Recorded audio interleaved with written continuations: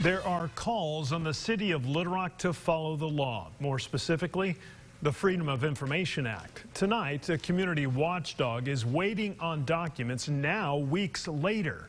Fox 16 investigator Mitch McCoy trying to get answers. The city receives thousands of public record requests every year.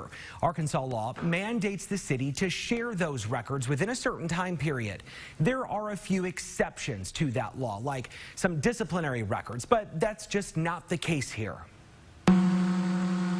Valentine's Day, 1967. It's a vital part of democracy. Love was in the air for transparency as Governor Winthrop Rockefeller signed the Freedom of Information Act into law. Arkansas's Attorney General says the law makes it possible for citizens or their representatives to learn and to report fully the activities of their public officials.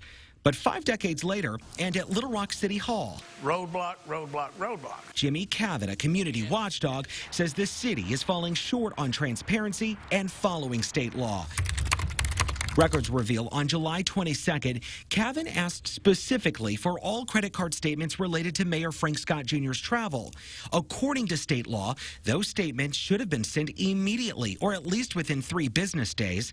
If the city needs more time to gather records, it must provide a date of when it will be available. They sent me the notice that they would have them to me no later than August 2nd. He said no problem on the delay, but when August 2nd came around, not only do I not get them, I get a very short email saying there's a further delay and it will be August 8th before I get them. Cavett's not alone. Stay still. Everybody stay still and breathe, okay?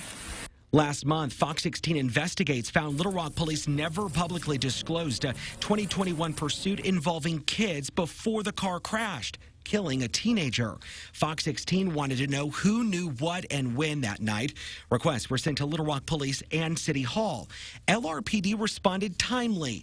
But our July 21st FOIA request for phone logs, emails, and texts with the mayor and other City Hall employees have yet to be released. There's a problem somewhere in the process. John Tall is an attorney. He's also an expert on the state's Freedom of Information Act, which is a Class C misdemeanor for people found violating the law. He calls the consistent delays concerning.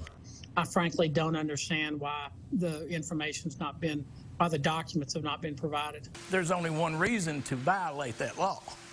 Why wouldn't you say, sure, if it's public record, you're entitled to it?